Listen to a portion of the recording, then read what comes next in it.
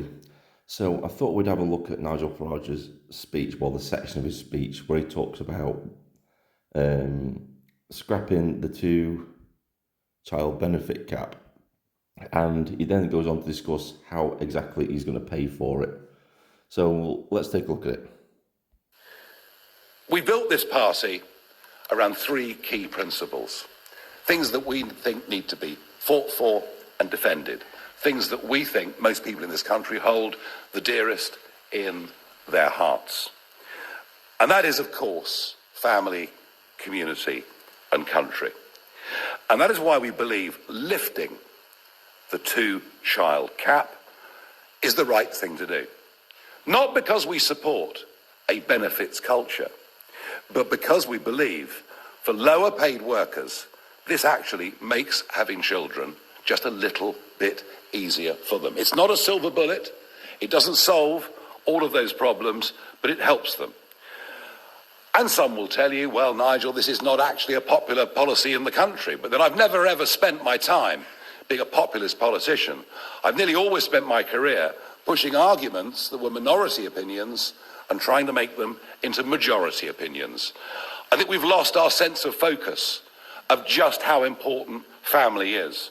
And I want to emphasise that this is aimed at British families. It's not aimed at those that come into the country and suddenly decide to have a lot of children. And obviously, at this point, this is where I've got a bit of an issue, because how are you going to enforce that? You've got to be really strong to enforce that type of policy. And I'll be honest with you, I think that will just get thrown out. The minute he tries to bring this policy into effect, the lefty human rights lawyers will come out of the woodwork and they'll take him to court, the European Court of Human Rights, and they'll win, and then he'll have to do a U-turn on this, which is probably what his intention is anyway. He knows he's got no chance of enforcing that type of policy. And it's the right thing to do. Now, we need to go much further. We need to go much, much further.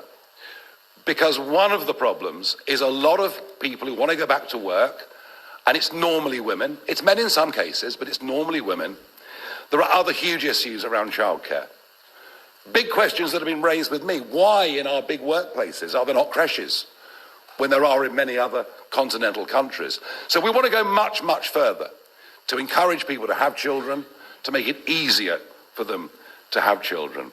And that is why I also believe that having a transferable tax allowance between married people is the right thing to do. Now, I know many will say, look, marriage is outdated. Most people don't bother to get married anymore.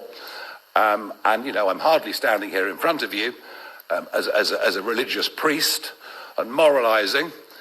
I'm not sure my own track record is ever so good on this. And we all lead imperfect lives.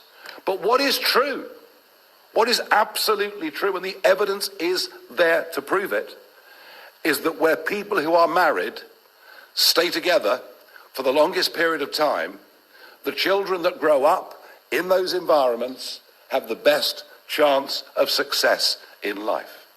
Doesn't mean you can't survive outside of those circumstances. Of course you can. But I do think having this transferable tax allowance, perhaps making marriage something that is just a little bit more important in terms of the family, I do believe that it is the right thing to do.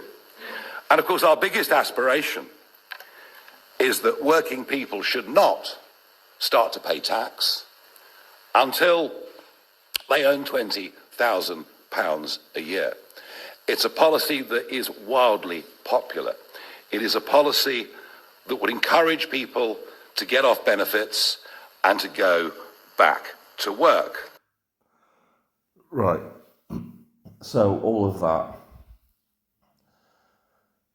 He goes on to take questions from the media. I'm not sure who it was that asked the question, but somebody asked him, you know, how are you going to pay for all of this?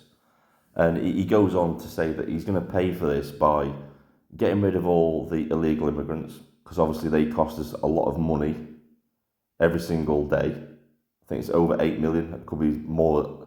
I think it could be as much as 10 million a day now. So he was saying that over a certain amount of time, that's going to add up to about 3 billion. So 3 billion or something like that. Then he was talking about getting rid of all diversity, equity, and inclusion ideology out of government and stuff like this. That's another so many billion and all this sort of thing. So it was going on to explain how he was going to pay for all of this, right? So my issue is, this was a man that only a few months ago, in November of last year, was saying that mass deportations of illegal immigrants was a political impossibility, and it wasn't his political ambition to do it. He only changed his opinion 2 weeks before the local elections, where he promised that he would deliver policy on how he was going to deport all these illegal immigrants. As of this day today, still no policy on that. And all these changes, I'm not going to deny, right? He makes grandiose speeches. He makes good speeches. He's very good at convincing people. But all this pivots on just one thing. Do you trust Nigel Farage? And that's it. And I don't trust him. I don't believe he's going to do any of this.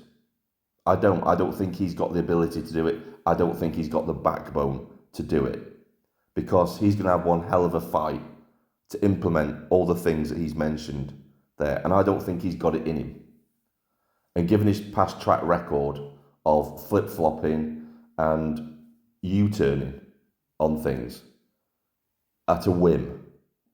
You know, this is what Rupert Lowe was talking about. You know that they've all gone down the pub and they've come up with these policies. Says, oh, this party is built around these 3 key policies. Yeah, but we've not seen any of this until now. And how long the Reform Party has been going for, I think somebody said it, 2018.